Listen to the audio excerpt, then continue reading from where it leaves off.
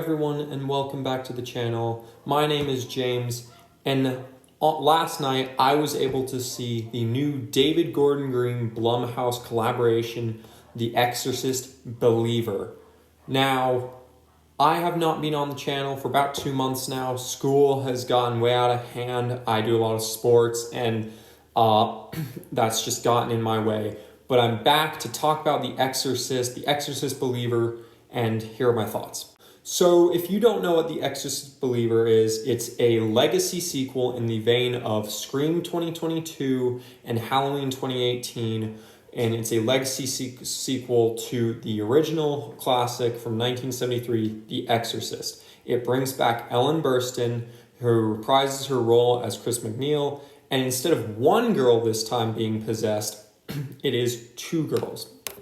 Now, this is the first film in a planned trilogy. The next film, I'm pretty sure, is supposed to release April 18th, 2025, so just over 18 months away. And I have always been very skeptical about this trilogy ever since they announced it. Universal paid $400 million for the rights to this trilogy, and as soon as I heard the concept, I got very skeptical. Zombie movies and possession movies are the two subgenres in the horror genre that are overdone. They're like comic book movies of the horror genre, where there's just so many that eventually they get dull. And in my opinion, almost no other movie, like possession movie, have been able to do what The Exorcist did, or even come close to how well it did back in 1973.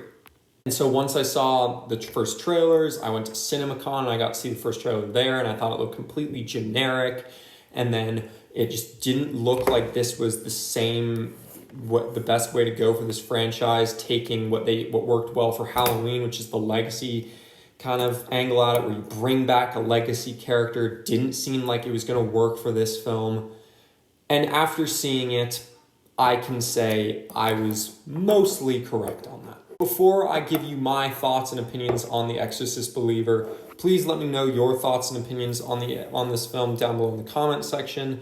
This is a pretty negative film. Most people that have seen it have not liked it. I will probably be a bit more of a positive review, bit more positive reviews, but most people have not liked it. But if you have a different opinion, please let me know down in the comments below. And with all that said, kicking off with the positives, this is a professionally made film. The shots are all in focus, it's well shot, it's got an okay script, the story is coherent, it's not like a jumbled mess for the most part.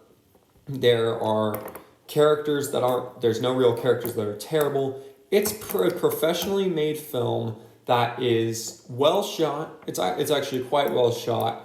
And it's got some good effects, and it's got some good tension throughout the first half. And that's right around what I was expecting. To be honest with you, the entire first hour of this film I was on board for. It delves into a lot of the tension of this situation and how you don't know what happened to these girls. They just went missing for 3 days, and then they appeared, and these demons start coming out and chaos ensues. I liked the mystery that they gave us of not knowing what happened to them and just kind of trying to figure it out as the movie goes along. And I really enjoyed that. A lot of movies, they answer the questions as soon as they are asked. This film does not fully give you an answer to what really happened to these girls out in the woods and what passed this demon into them. Going along with that, I think that the girls here are pretty good. They both do really well. They both do some pretty good physical performances, especially the daughter of Leslie Odom Jr.'s character. She is quite good. She brings kind of that energy of just oblivious to everything and kind of just not really there. And then when stuff really starts happening, she's creepy, she's scary, she's violent, and she's got some good scenes. She was great. The other girl does fine. I'll talk about her later quite a bit. She does fine. kind of her main appeal is that she kind of looks like Reagan from the first film, and that's a fun visual appeal. I also really liked how this film had a good like parental unit in it, and in Leslie Odom Jr. He does really solid here. He's not incredible, but he does a good job with what he's given. And I liked what he brought to it, to the performance in the film, where he knows something's not right. The girls come back to the hospital and they're getting tested for like if they were sexually assaulted or if they were hurt. And just the tension of, I don't have kids. I never intend on having kids. But just thinking from a parent's point of view of, wow, how would, like the terror that would be in your mind of these kids, you don't know what happened to them. They won't tell you. They're just disoriented. And they're having to be checked for all these things. I thought that was a good use of tension and kind of bringing it more into the realistic element of this franchise and of this film. And really the final positive of this film is that I really do like how they didn't use a ton of CGI in this film. It looks real. All of this film looks real. It looks like it's shot on location, and all the stuff that they use practically works. There's not much CGI, and oftentimes you'll see that in these possession movies where it just looks really bad. They don't do that much here. With the girls, usually like possessed people in these movies, they'll start like contorting and their like necks will start like snapping and stuff like that. And there's really only a couple scenes in here where that happens. And so for me, that was definitely a positive. Moving on to the mixed aspects of this film, this is not a terrible movie, but it's just a very generic film. This is not a film that is going to offend many people unless you're an Exorcist fan. But it's not great either. It's not terrible at all. If I were to be forced to watch it, I wouldn't hate my time, but it's certainly not very good. And the other mixed element of this film is, of course, the girl that I already mentioned, Catherine. Now, she's the friend of Leslie Odom Jr.'s daughter in this film. And while I like the visual appeal and the visual reference to her looking like Reagan from the first film, she doesn't get much to work with here. She barely says anything in the film. Before she gets possessed, she barely says anything. And that frustrated me because especially where things start to go in the third act, you don't really feel connected to this little girl and what eventually is going to happen to her and her family if certain choices aren't made. Moving into the negatives, the last half of this movie is an absolute dumpster fire. The first half to an hour of the film, I was on board. I was saying, this isn't great cinema. This isn't anywhere near the level of the first film, but it's not anywhere near as bad as I was thinking it was going to be. I was hovering around like a 3.5 star. Ever since as soon as you get to the midpoint of the film, it just goes off the rails and it drops. Basically, from then, it just continuously, my score just went down with the decisions that were made, where either bad decisions are made for the film or it just becomes a completely generic possession film. And to be honest with you, I prefer the bad decisions being made because at least they're trying to do something. I hate that this film became just a generic haunted house demon possession film, which was what I was worried about. And so from the halfway point on, it just went downhill in so many more ways than I thought it would. And that really frustrated me as a fan of the original film. Going along with that, right at the halfway point of the film, our legacy character, Chris McNeil, comes back. And while Ellen Burstyn gives her best shot, I guess, at what she's given, she's not very good in the film. This is an Academy Award-winning actress, and it feels like she was just given her lines and she just read it. We've met before. I know you. She just feels so stale, and it's on record. She's been on record saying that she did not want to come back for this film, and it makes sense. Supposedly they paid her. The only way that they could get her back is paying her double the highest amount that she's ever been paid for a film after already being offered the highest she's ever been paid. and then they funded like a fundraiser for her completely, and it just feels like she doesn't care. From there, the way they use her is just really disrespectful. She shows up for basically 10 minutes of the movie, and the only reason she's there is to give some instructions to Leslie Odom Jr.'s character, have a little face-off between one of the little girls, which is in the trailer, and then kind of give us a gateway of how other characters are going to come back into this film and into this trilogy as what they've said it's going to be. And there's certain things that they do to get to that point that are so infuriating. And as a fan of that original film, I got a little pissed off, where there's certain things that they do to get a certain character back that just do not make any sense, and there's so many other ways that you could have done it. And so going along with it, getting to the halfway mark and going downhill, as soon as Ellen Burstyn's character got into the mix, it just went downhill for me. From there, I didn't think that the other family was very interesting. There's a lot of hints at where this family could be going and the relationship that they may have with Leslie Odom Jr. and his daughter, and they go nowhere. They're just the generic white family that's religious and a little bit annoying, that don't necessarily do anything wrong. It's just there's nothing that stands out about them, to the point where by the end of the film, and it's shown in the trailers, and spoiler alert for the next 30 seconds, because I don't give a fuck, this movie does not deserve a spoiler warning, so spoiler warning, it's shown in the trailers that one of these girls is going to die, and they have to choose. And the way that it goes about this, that could have been a really powerful moment, but it just, because they haven't developed these characters, and then because they haven't developed these relationships, you don't care, and you know exactly what the outcome is going to be.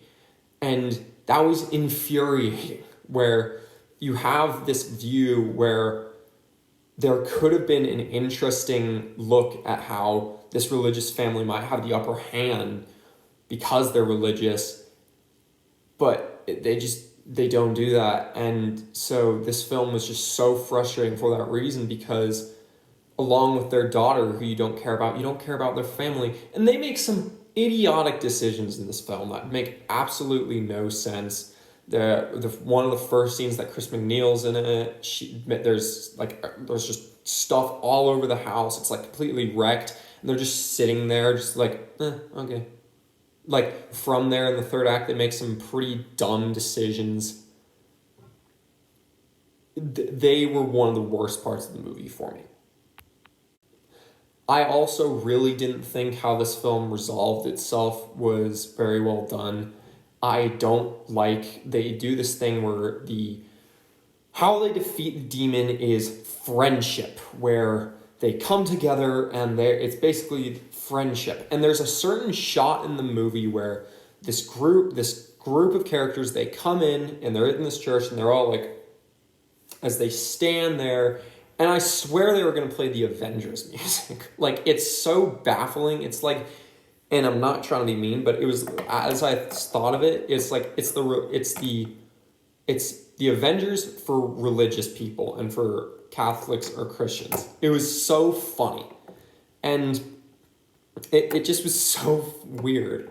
And that's another thing where I probably should put in positives. This film is unintentionally funny sometimes, where there were at least 3 times in the film where I just absolutely died laughing. There's a couple shots that are unintentionally funny, some choices of dialogue that are just funny, situations that are happening that are funny. So, hey, now you've got another positive. Good job, Exorcist believer. One of my last negatives is that this film holds no surprises. This film, I could predict everything that happened, especially after the first half. But even from the beginning, while I was still enjoying it at the beginning, I could predict everything that happened throughout the entire film. And that's really frustrating. Part of the reason that the original film is so great is because it's unpredictable. You don't know why or what's going to happen. This film, I could have sat down within the first 5 minutes, told you beat for beat what was going to happen and how they were going to set up the next one, and I'd be right. And I'm not trying to say that because I'm smart, but because I'm not. I'm an idiot. But it seems like everyone's saying that. And so that was a very frustrating element for me for this film. And my final negative for this film is I don't know where they're going to go for the rest of this trilogy. We've already got an announced sequel with a release date, and they've already been talking about a third film. I don't understand where you can go from here. I didn't think that Exorcist Believer needed to be made. I think that the original film is a great standalone movie that never should have been made into a franchise, and this film was pointless. And if this film was pointless and this film didn't have enough story to fill out a 1 2-hour movie, I'd have no faith that the other two are gonna have the same amount of story to fill that out. I have no faith. And so maybe what they'll do, and this is what I hope they do, is they pump the brakes. They get Danny McBride and David Gordon Green to rethink their process and their plan. Or maybe they just cut it down to 2 movies and they do the next one. Or maybe they just kick Danny McBride and David Gordon Green out and actually get people that care about this property. Because if this is where you're starting and at this point you're already low on ideas for this franchise, really, in this trilogy, I can't imagine the quality for the next 2 movies. So I don't know. I really hope that they pump the brakes and they figure this out, or they just don't cancel it and move on to other things. I suspect with how much money they paid for this and that it's Blumhouse, they won't do that. But I really hope that they can figure out a new plan and maybe even get a new crew to work on this, because so far this is not working. And while I liked Halloween 2018 and I enjoyed the other 2 enough of that trilogy, Halloween Kills and Halloween Ends, you could tell that it was that they just did not have enough story for 3 movies, and arguably they didn't have enough story for 2 movies. And for this franchise and for this trilogy, they don't even have enough story for 1 film. So overall, guys, I was not a fan of this movie. This is one of my least favorite movies of the year. It's not terrible, but it's not good at all. And I was really hoping I'd be proven wrong, but it was not what I was hoping it could be. And instead, we're just left with another generic demon possession film. So if you're a fan of the Danny McBride and David Gordon Green Halloween trilogy and what they do in horror, or a fan of the Exorcist franchise, I'm going to say you should skip this one. This film is not very good. It has some good shots. It's got some good effects. Overall, it taints the legacy of the original, and it might even leave you a little angry at it if you're a true fan of that original film. So skip it. You don't need to see it. Well, thanks for watching. Sorry that I have been gone and absent for the last few weeks. I will try and upload more in the next week or 2. But as always, thanks for watching, and I'll see you on the other side. Bye.